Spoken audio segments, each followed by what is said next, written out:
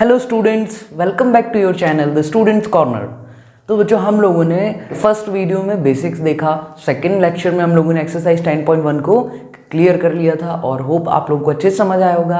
अब हम लोग एक्सरसाइज 10.2 के लिए जो बेसिक्स हैं, जो चीज़ें हमें जानकारी होनी चाहिए जिसके बाद हम 10.2 को क्लियरली अच्छे से समझ करके लगा सकते हैं, उन चीज़ों को हम आज पढ़ेंगे। यानी कि इन शॉर्ट हम लोग आज एक्सरसाइज 10.2 के लिए बेसिक्स पढ़ेंगे और अगर होता है तो कुछ क्वेश्चंस भी उसमें ऐड कर देंगे।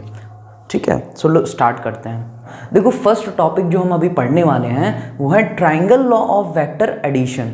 तो बहुत ही इजी सा टॉपिक है, कोई भी इसमें घबराने की ज़रूरत नहीं है। मतलब हमें ट्राइंगल लॉ का यूज़ करके किस तरह से वेक्टर्स को जोड़ना है, triangle law of vector addition. आओ देखते हैं। हम लोगों ने देखा कि triangle law of vector addition कैसे हम कर सकते हैं, कैसे इसको समझ सकते हैं। इसका मतलब है कि कोई भी वेक्टर्स को जोड़ने के लिए हम ट्राइंगल बना करके फिर उसका लॉ को यूज़ करेंगे। हमें क्या करना है, हमें वेक्टर्स को ऐड करने के लिए हम ट्राइंगल लॉ का यूज़ करेंगे। तो वो किस तरह से होगा, देखो। तो हमने एक लाइन बनाई A to B, तो ये A वेक्टर क्या हो गया, A to B वेक्टर हो गया। ठीक है, ये ए बी वेक्टर हो गया। फिर हमने एक और लाइन इसमें जोड़ी तो वो बी सी वेक्टर हो गया, और एक लाइन और जब हम इसको कनेक्ट कर देंगे तो ये सी ए वेक्टर हो जाएगा। ठीक है, अब मैं कैसे पढ़ रहा हूँ, ए बी मतलब ए टू बी, बी सी मतलब बी टू सी, और सी ए मतलब सी टू ए। तो ऐसे करके हमने तीन वेक्टर्स बनाए, A B, B C and C A. तीनों को जब हमने जोड़ा तो वो ट्राइंगल बना। अब हम देखते हैं triangle law of vector addition किस तरह से काम करता है। देखो, हमने क्या करना है कि हम एक चीज़ तो हम जानते हैं कि ये जो ए वेक्टर होगा उसकी वैल्यू 0 आई होगी। हमने पहले वाले लेक्चर में बहुत अच्छे से कवर किया था कि इस टाइप्स के वेक्टर को जीरो वेक्टर कहते हैं या नल वेक्टर कहते हैं, जहाँ पे स्टार्टिंग पॉइंट भी वही हो और टर्मिनल पॉइंट भी वही हो। तो ये ए वेक्टर की बात करें तो स्टार्टिंग पॉइंट भी ए होगा और घूम फिर कर जब वापस आएगा तो टर्मिनल पॉइंट भी ए होगा। तो वेक्टर ए की वैल्यू कितनी होनी चाहिए, हम ये जानते हैं कि वेक्टर ए की वैल्यू 0 होगी, क्योंकि स्टार्टिंग पॉइंट सेम हो और टर्मिनल पॉइंट यानी लास्ट पॉइंट भी सेम हो तो वो वेक्टर की वैल्यू 0 होती है। अब देखो, ए से वापस ए तक आने के लिए हम कितने रास्तों से निकले, हमने किन किन वेक्टर्स का यूज़ किया, हम उसको तोड़ करके लिखेंगे। इस ए वेक्टर को हम जैसे यहाँ स्टार्टिंग यहाँ से किया, एंड भी यहीं पर आकर किया, इसके बीच में हम इसको तोड़ करके लिखेंगे। तो देखो कैसे लिख सकते हैं, एक तो ए बी वैक्टर, तो ए बी वैक्टर यहाँ से यहाँ तक हो गया, फिर यहाँ से यहाँ तक क्या आया, B C vector, and then यहाँ से यहाँ तक क्या आएगा, ये सी ए वैक्टर हो गया। यानी ए वैक्टर तक हम कैसे पहुँचे, ए से लेके फिर से ए तक कैसे पहुँचे, A B vector plus B C vector plus C A vector. Hope इतनी चीज़ें आप लोगों को अच्छे से समझ आ गई होंगी। तो अब देखो हम लोग क्या करेंगे, हमने क्या किया कि ए बी वैक्टर को यहाँ पर ही रखा, ठीक है, प्लस बी सी वैक्टर भी यहीं पर रखा, और इसको हमने दूसरी साइड भेजा तो ये प्लस से क्या बन जाएगा, माइनस सी ए वैक्टर। ठीक है, जब हमने इसको डिस्प्लेस कराया, दूसरी साइड पहुंचाया तो ये माइनस सी ए वैक्टर हो गया। अब माइनस का मतलब क्या हो गया, माइनस का मतलब कि जो भी हमने लिखा है डायरेक्शन उसकी अपोजिट है, यानी सी टू ए नहीं है, ए टू सी होगी। A B vector plus B C vector, और इसको जब हम सी ए से ए सी कर देंगे तो ये माइनस का साइन हट जाएगा, क्योंकि माइनस क्या कह रहा है कि डायरेक्शन अपोजिट है, यानी सी टू ए डायरेक्शन है नहीं है, तो डायरेक्शन क्या होगी, ए सी वैक्टर, यानी इसका अपोजिट क्या होगा, ए सी वैक्टर। तो ये हो गया आपका triangle law of vector addition. अच्छा, अब देखो, अब मैंने सी ए को वहाँ भेजा था, अगर मैं ना चाहता तो सेकेंड केस क्या बनता मेरे पास, मैं सी ए को ना भेज करके बी सी को वहाँ भेज देता हूँ, ए बी वैक्टर प्लस सी ए को यहीं रहने दिया, सी ए वैक्टर, इस बी सी को वहाँ भेजा तो ये क्या बन जाएगा, माइनस बी सी वैक्टर। तो अगली लाइन में इसको सही करूँगा तो A B vector plus C A vector is equal to, इसको उल्टा कर देंगे तो माइनस का साइन हट जाएगा, यानी सी बी वैक्टर। तो बच्चों, इतना सा है आपका triangle law of vector addition. बिल्कुल घबराने की ज़रूरत नहीं है, बिल्कुल ईजी सा लॉ है। देखो हमने क्या करना, हमने वेक्टर्स को इस तरीके से लिखा कि एक ट्राइंगल बना लिया। तो कौन कौन से वेक्टर्स थे हमारे पास, एक तो ए बी वैक्टर है, एक बी सी वैक्टर है और एक सी ए वैक्टर है, तीनों को जोड़ के हमने ट्राइंगल की फॉर्म में लिख दिया। अब हम जानते हैं कि स्टार्टिंग पॉइंट और एंड पॉइंट अगर सेम हो तो वो उस वेक्टर की वैल्यू 0 होती है, क्योंकि वो जीरो वेक्टर या नल वेक्टर होता है। तो हमने ए से लेकर के स्टार्ट किया, फिर ए पर आ गए, तो ऐसे वेक्टर की वैल्यू 0 होनी चाहिए। अब हमने इसको तोड़ के लिखा ए वेक्टर को, तो इसकी वैल्यू क्या होगी भाई, A to B plus B2C and plus C2A, तभी तो ये A से लेकर A तक पहुंचा, इसकी वैल्यू 0 है। अब देखो हमने क्या किया, A B vector B C vector को यहीं रखा, उस सी ए वैक्टर को उधर भेजा तो माइनस का सी ए वैक्टर बन गया, ठीक है। अब माइनस का मतलब क्या हो गया कि डायरेक्शन उल्टी है, मतलब वैक्टर को उल्टी तरीके से ले रखा है हमने, ये सी ए नहीं बल्कि ए सी होगा, तो ये माइनस हटाने के लिए हमने उसको उल्टा करना है, सो ये ए सी वैक्टर हो गया, यानी A B vector plus B C vector, A B vector plus B C vector is equal to A C vector, ठीक है। और अगर हमने देखो यहाँ पर सी ए को यहीं रखा और बी सी को उधर भेजा तो माइनस बी सी बन गया, उसको उल्टा कर देंगे तो सी बी बन जाएगा, तो A B vector plus C A vector is equal to C B vector. अब देखो देखने लायक चीज़ क्या है, हमें ध्यान क्या देना है, ए बी वैक्टर, तो ए बी वैक्टर क्या है, ये रहा A to B, B C vector यानी बी टू सी किसके बराबर होगा, ए सी वैक्टर, यानी ये लाइन, ये एक पैटर्न जो बन रहा था कि ए टू बी बी टू सी, अब सी टू ए नहीं आना है, हमें ए टू सी जाना पड़ेगा, जो इक्वल आ रहा है वो उल्टा आ रहा है, यानी A B vector plus B C vector is equal to A C vector. तो देखो क्या होगा, A B vector plus B C vector, अब हमें ऐसे नहीं जाना, हमें उल्टी डायरेक्शन में जाना है, यानी ए टू सी वैक्टर जाना है। तो hope triangle law of vector addition आप लोगों को समझ आ गया होगा। सो अब हम लोग देखेंगे नेक्स्ट टॉपिक।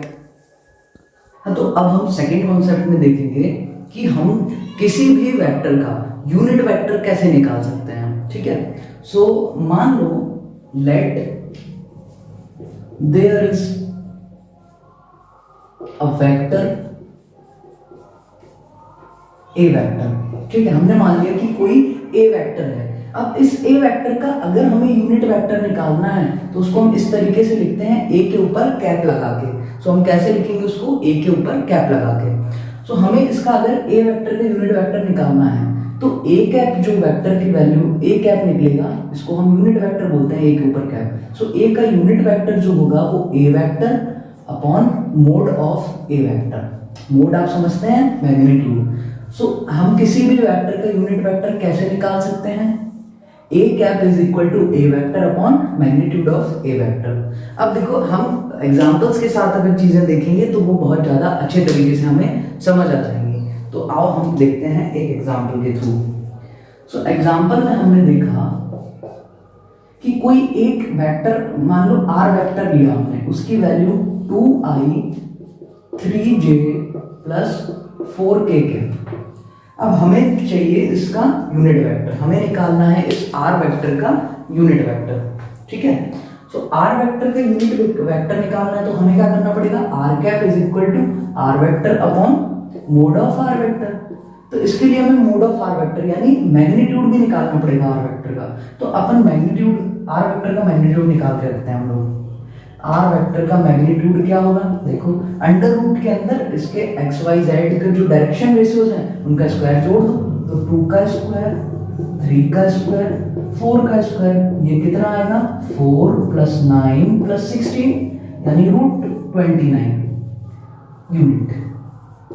तो मैग्नीट्यूड ऑफ आर वेक्टर कितना गया, √29 यूनिट। अब देखो हमें इसका यूनिट वेक्टर निकालना है अगर आर वेक्टर का, तो कैसे निकालेंगे, आर वेक्टर का यूनिट वेक्टर मतलब R cap is equal to R vector upon magnitude of R vector. तो आर वेक्टर लिखो 2i cap 3j cap plus 4k cap.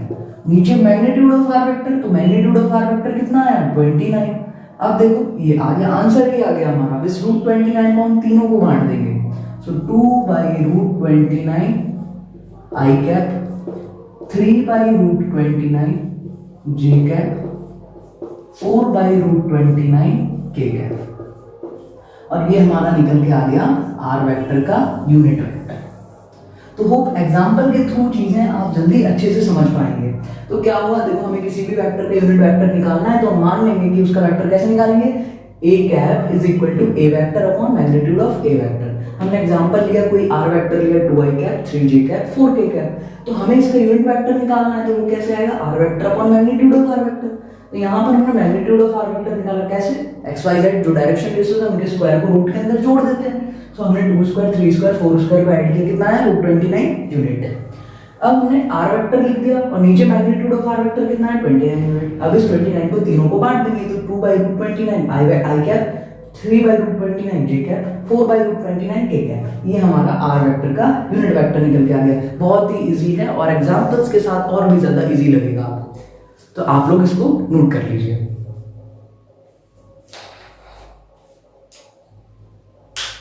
अब देखो, अब हम लोग पढ़ेंगे सेक्शन फार्मूला क्या होता है। देखो वैसे आप लोग 11th में आप लोगों ने ये सेक्शन फार्मूला ऑलरेडी पढ़ लिया होगा, 10th में भी आप लोगों ने सेक्शन फार्मूला पढ़ लिया है। एक बार हम और वेक्टर के लिए देख लेते हैं कि हम इसको किस तरह से यूज करेंगे। तो देखो सेक्शन फार्मूले में हम पहले भी जानते हैं कि हमने पहले की क्लासेस में जब सेक्शन फार्मूले पढ़े तो एक तो इंटरनली डिवाइड करता था और एक एक्सटर्नली। तो हम पहले देख लेंगे इंटरनल के लिए। जब इंटरनली डिवाइड करें तो क्या होगा सेक्शन फार्मूला। तो सेक्शन फार्मूले का मतलब क्या होता है पहले ये समझो। जैसे कोई ये लाइन है, ठीक है, यहां पर ए वेक्टर है और यहां पर बी वेक्टर है, बीच में कहीं सी वेक्टर है, ठीक है। तो ये सी वेक्टर इस लाइन को किस रेशियो में डिवाइड कर रहा है, ये सी वेक्टर इन दो, ये जो ए और बी वेक्टर हैं इस वेक्टर्स को किन रेशियो में डिवाइड कर रहा है। एक्चुअल में वही सेक्शन फार्मूला होता है। तो हम मान लेते हैं कि m रेशियो n में डिवाइड कर रहा है। तो सी वेक्टर हम कैसे निकाल सकते हैं। देखो पहले की क्लास में भी हमने देखा था, ये वाला रेशियो, ये वाला पॉइंट, ये वाला रेशियो, ये वाला पॉइंट, बस हो गया काम। m ये वाला रेशियो, ये वाला पॉइंट, यानी m b वेक्टर, ये वाला रेशियो, ये पॉइंट, n a वेक्टर, और नीचे दोनों पॉइंट, ये दोनों रेशियो को जोड़ देना m प्लस n, ये निकल गया हमारा सी वेक्टर, ठीक है। अच्छा दूसरा केस, ये तो मान लो चलिए तो इंटरनली डिवाइड कर रहा था तब के लिए। अगर एक्सटर्नल डिवाइड करेगा तो कैसे कर सकते हैं हम लोग इसको सॉल्व। तो कोई दिक्कत नहीं, हम एक्सटर्नल के लिए भी देख लेते हैं। जब एक्सटर्नली डिवाइड करेगा तो हम इस तरह से इसको सॉल्व कर पाएंगे। देखो कुछ भी चेंज नहीं होता है, जहां जहां प्लस था वहां पर आपने माइनस लगा देना है तो एक्सटर्नल डिवाइड आ जाएगा। जैसे मान लो कि कोई सी पॉइंट, इसको एक्सटर्नल की कोई सी पॉइंट है, वो सी पॉइंट इस लाइन को एक्सटर्नली डिवाइड कर रहा है, तो उस सी वेक्टर को कैसे निकालेंगे हम लोग। कुछ नहीं, जैसे इसको निकाला, C vector is equal to m into B vector, बस यहाँ प्लस था तो वहां क्या आ जाएगा माइनस, एक्सटर्नल में क्या आएगा माइनस, n इंटू उसके अपोजिट ए वाला वेक्टर, नीचे भी प्लस है जहां पर, वहां पर क्या आ जाएगा माइनस आ जाएगा। सो ये वाला फॉर्मूला बन जाएगा एक्सटर्नल डिवाइड करने के लिए। कोई वेक्टर c इन दो वेक्टर्स को किस रेशियो में डिवाइड कर रहा है उसी के लिए सेक्शन फार्मूला बनता है, और इस सेक्शन फार्मूले की हेल्प से हम इस सी वेक्टर की वैल्यू निकाल पाते हैं। जब इंटरनली डिवाइड करेगा तो ये प्लस वाला फार्मूला लगाएंगे, जब एक्सटर्नली डिवाइड करेगा तो ये माइनस वाला फार्मूला लगाएंगे। सो आप चीजों को नोट कर लीजिए, होप आप लोग अच्छे से समझ पा रहे होंगे। देखो एक और चीज हमें पढ़नी है, हमने सेक्शन फार्मूले पढ़े, पहले 10th क्लास में भी पढ़े, 11th क्लास में भी पढ़े। जब सेक्शन फार्मूला पढ़ा तब तक हमारे पास एक और चीज आई थी, वो थी मिड पॉइंट थ्योरम। इसका मतलब क्या है, इसका मतलब ये है कि मान लो कि ये सी पॉइंट जो है वो इन दोनों का मिड पॉइंट हो गया। अब जब मिड पॉइंट होगा तो कुछ भी नहीं करना है, ये अगर ये बीच का पॉइंट है तो इनका रेशियो क्या होगा 1:1। भाई अगर मान लो 2 मीटर की ये लेंथ है और ये मिड पॉइंट है तो 1 मीटर इधर होगा 1 इधर होगा। अगर 4 मीटर की लेंथ है तो 2 इधर होगा 2 इधर होगा, तो रेशियो तो 1:1 ही आएगा ना, इक्वल रेशियो। सो बस m और n की जगह 1:1 रख देना है। सो हमारा ये सी वेक्टर निकल आएगा। देखो m की जगह 1 रखेंगे तो बी वेक्टर मतलब वो वाला वेक्टर प्लस ए वेक्टर ये वाला वेक्टर डिवाइड बाई, देखो 1 + 1 कितना हो जाएगा, m + n को डिवाइड करेंगे 2। सो इसी से ये फॉर्मूला बनता है और इसको हम बोल देते हैं मिड पॉइंट फॉर्मूला, कि अगर ये सी वेक्टर इस a और b वेक्टर का मिड पॉइंट है तो हम direct a vector plus b vector by 2 करके ये c वेक्टर को निकाल सकते हैं। तो वो आप लोग समझ पा रहे होंगे, इसको आप अच्छे से नोट कर लीजिए। इसके बाद हम लोग क्वेश्चंस की तरफ बढ़ेंगे। तो अब हम लोग स्टार्ट करेंगे एक्सरसाइज 10.2। तो 10.2 का फर्स्ट क्वेश्चन देखते हैं क्या है। सो फर्स्ट क्वेश्चन है compute the magnitudes of the following vectors, यानी 3 वेक्टर्स दिए हमें, A vector B vector C vector, और इन तीनों के मैग्नीट्यूड निकालने के लिए हमसे बोला है। सो आप इसको सॉल्व करते हैं। मैग्नीट्यूड निकालना हम जानते हैं, बहुत ही इजी है।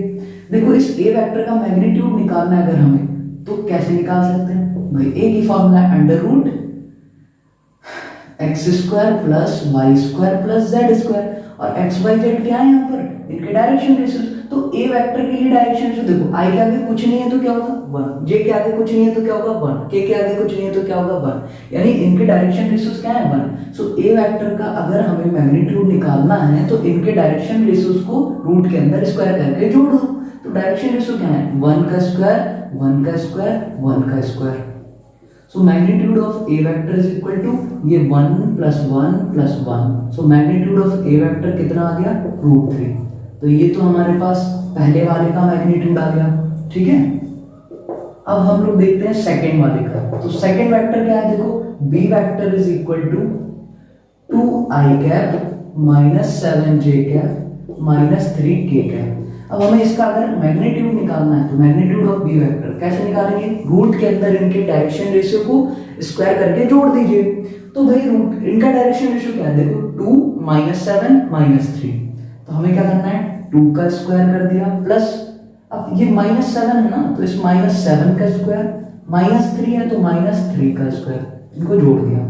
सो मैग्नीट्यूड ऑफ बी वेक्टर कितना आएगा 2 का स्क्वायर 4, 7 माइनस है स्क्वायर करेंगे प्लस बन जाएगा तो 7 का स्क्वायर 49, माइनस स्क्वायर करेंगे प्लस बन जाएगा 3 का स्क्वायर 9, इनको ऐड कर दो। So magnitude of B vector कितना आ जाएगा, इनको जब हम ऐड करेंगे तो ये बन जाएगा 49 प्लस 4 कितना होगा 53, और उसमें 9 ऐड कर देंगे तो रूट के अंदर 62। अब देखो हम लोग थर्ड क्वेश्चन देखेंगे, मतलब फर्स्ट क्वेश्चन का ही थर्ड पार्ट देखेंगे, जहां पर सी वेक्टर क्या था 1/√3 I cap plus 1/√3 J cap minus 1/√3 K cap. Magnitude of C vector कैसे निकालेंगे, देखो हमें क्या करना है अंडर रूट में इसके डायरेक्शन रेशियोज का स्क्वायर जोड़ दो। तो डायरेक्शन रेशियो क्या है 1/√3 1/√3 माइनस 1/√3। सो 1/√3 का स्क्वायर प्लस 1/√3 का स्क्वायर प्लस माइनस 1/√3 का स्क्वायर। सो 1 जब इसका स्क्वायर करेंगे तो 1 का भी स्क्वायर, नीचे √3 का स्क्वायर क्या आएगा 3, ऐसे यहाँ पर 1 और नीचे 3। देखो यहाँ पर माइनस होगा तो कुछ कोई दिक्कत नहीं, स्क्वायर करेंगे प्लस बन जाएगा। सो ऊपर 1 नीचे √3 का स्क्वायर क्या बनेगा 3। जब इस सब को हम ऐड करेंगे तो 3/3 आ जाएगा, ठीक है। और जब 3/3 से 3 को 3 कैंसिल करेंगे तो √1 आ जाएगा। जब √1 को हम सॉल्व करेंगे तो 1। मैग्नीट्यूड ऑफ सी वेक्टर कितना आ गया 1 यूनिट।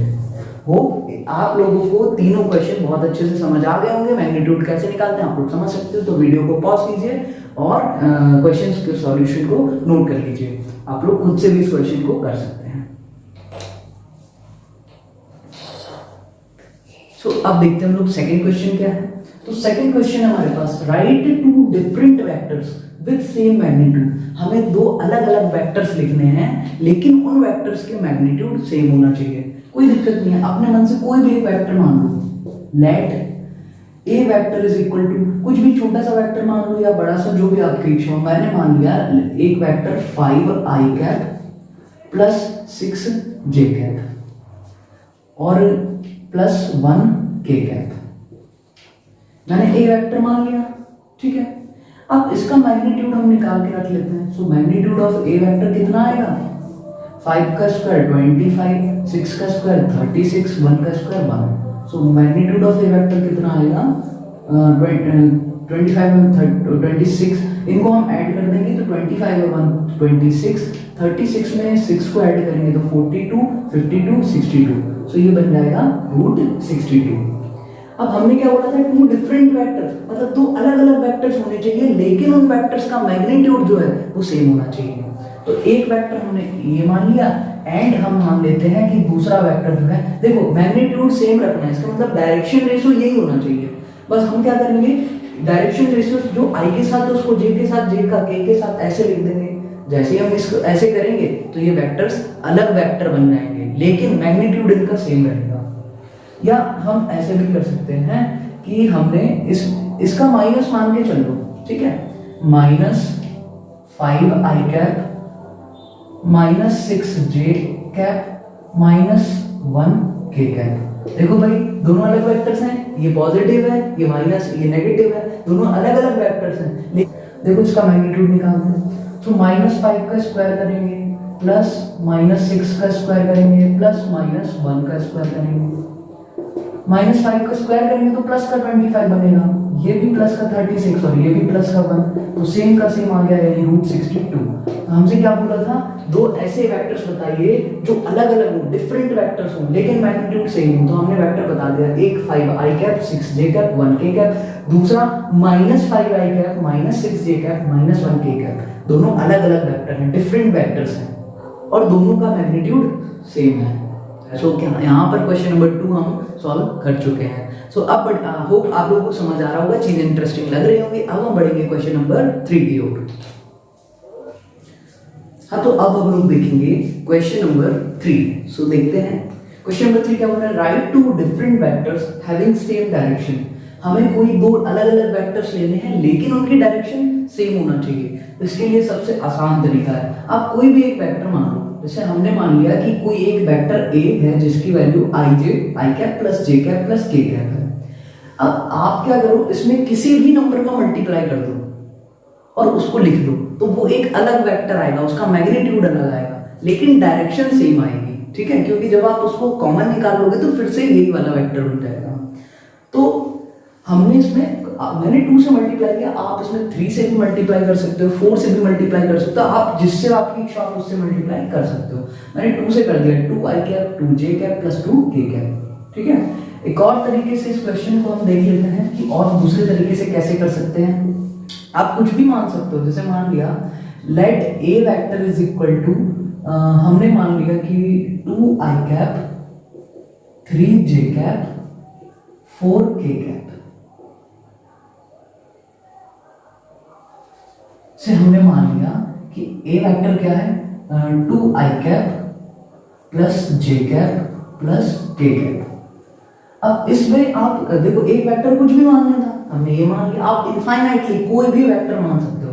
अब आप उसमें किसी भी नंबर को मल्टीप्लाई कर दो और b वेक्टर बना दो, and b vector is equal to किसका मल्टीप्लाई कर दो। इस बार मैं 4 का कर देता हूँ, 4 2 जा 8i कैप प्लस 4 1 जा 4j cap plus 4k cap. जब आप इसको सॉल्व करोगे तो वापस से अगर 4 कॉमन निकाल लोगे तो 2i कैप बन जाएगा, 1j कैप बन जाएगा और k कैप बन जाएगा। इसका मतलब क्या है कि आप चाहे तो ऐसा लिख दो, चाहे ऐसा लिख दो, या फिर आप अपने मन से कोई और तरीके से भी लिख सकते हो। ठीक है, तो इस तरीके से क्या होता है कि ये तीसरा नंबर का क्वेश्चन जो है हम कर सकते हैं।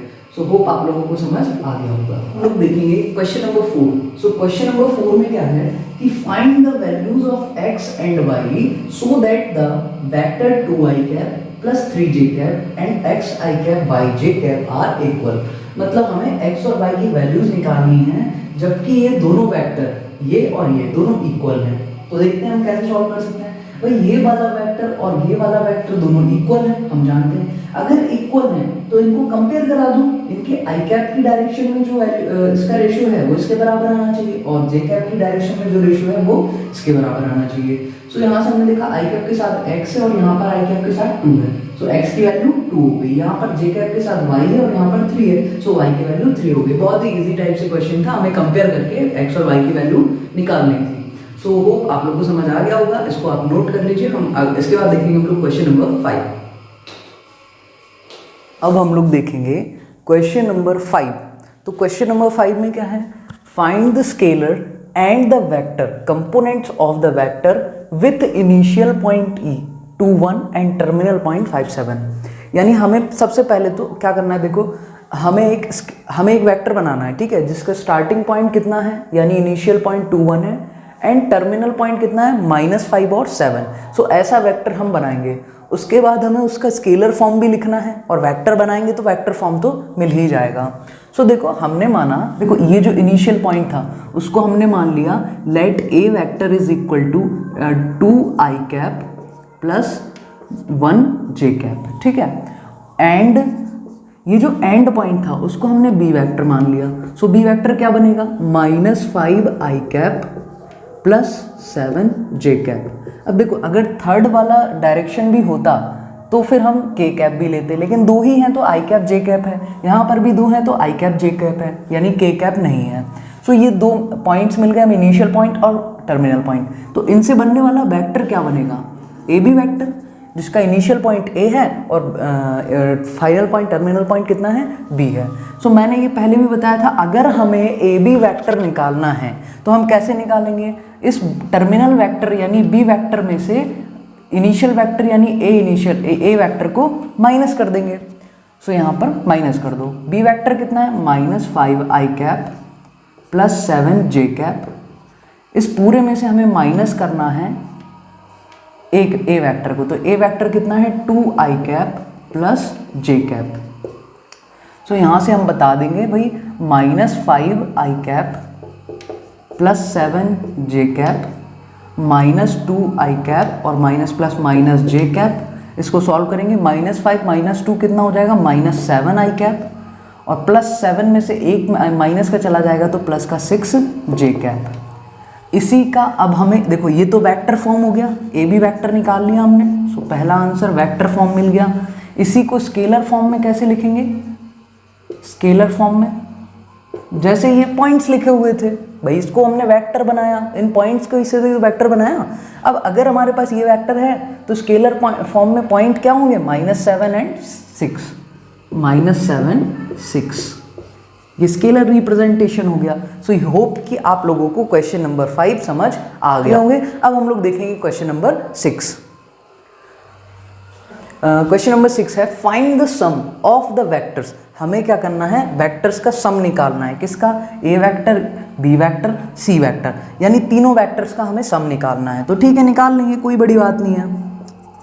क्या निकालना हमें, A vector plus B vector plus C vector. तो निकाल लेंगे। ए वेक्टर कितना है, i minus 2j plus k plus B vector कितना है, -2i plus 4j plus 5k। B vector हो गया, प्लस सी वेक्टर। तो सी वेक्टर कितना है, i minus 6j minus 7k। ये हो गया तीनों का सम। अब इसको हम सॉल्व कर लेंगे। तो देखो कैसे निकालेंगे। तो जब इसको सॉल्व करेंगे तो i minus 2j plus k, फिर प्लस माइनस तो माइनस का 2i प्लस प्लस प्लस का 4j प्लस प्लस प्लस का 5k। इसका भी हम ब्रैकेट ओपन कर देंगे तो प्लस प्लस तो क्या बनेगा, प्लस का i प्लस माइनस माइनस का 6j प्लस माइनस माइनस का 7k। अब आई कैप वालों को जोड़ दो, जे कैप वालों को जोड़ दो, के कैप वालों को जोड़ दो। सो आई कैप में 1 यहाँ पर है और आई कैप में -2 यहाँ पर है, आई कैप में 1 यहाँ पर है। तो देखो प्लस के कितने हो गए, 1 और 1 2, ठीक है, लेकिन माइनस का भी तो है। सो इसका मतलब प्लस का 1, ये 1 + 1 2 आई कैप, लेकिन माइनस का भी 2 आई कैप हो गया। सो आई में कितना हो गया, 2 - 2 0, कुछ नहीं बचा, 0 आई कैप। अब जे कैप की बात करो तो -2 तो यहाँ पर है, प्लस का 4 यहाँ पर है और माइनस का 6 यहाँ पर है। तो माइनस का कितना हो गया टोटल, 6 और 2 8, जबकि प्लस का कितना है, प्लस का बन रहा है 4, यानी कौन बचेगा, -4 बचेगा। सो माइनस का 4 जे कैप।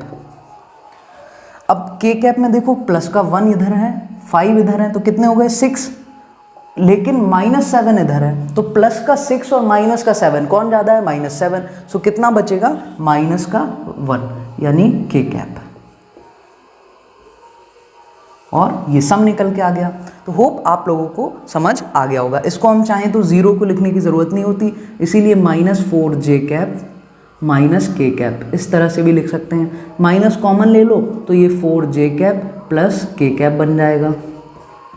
तो होप आप लोगों को क्वेश्चन नंबर 5 और क्वेश्चन नंबर 6 समझ में आ गए होंगे। आप लोग इसको नोट कर लीजिए। तो यहाँ पर हमने एक्सरसाइज 10.2 के क्वेश्चन नंबर 1 to 6 कंप्लीट कर लिए हैं। अब हम लोग नेक्स्ट वीडियो में बाकी के क्वेश्चंस को सॉल्व करेंगे। तो अगर आप लोगों ने चैनल को अभी तक सब्सक्राइब नहीं किया है तो सब्सक्राइब कर लीजिए। उसके सब्सक्रिप्शन के बगल में बेल आइकन होगा, उसको दबा दीजिए ताकि वीडियो से रिलेटेड अपडेट या वीडियो से रिलेटेड इन्फॉर्मेशन आप तक फटाफट पहुँच जाए। So thank you so much, have a nice day. हम लोग मिलेंगे नेक्स्ट वीडियो में।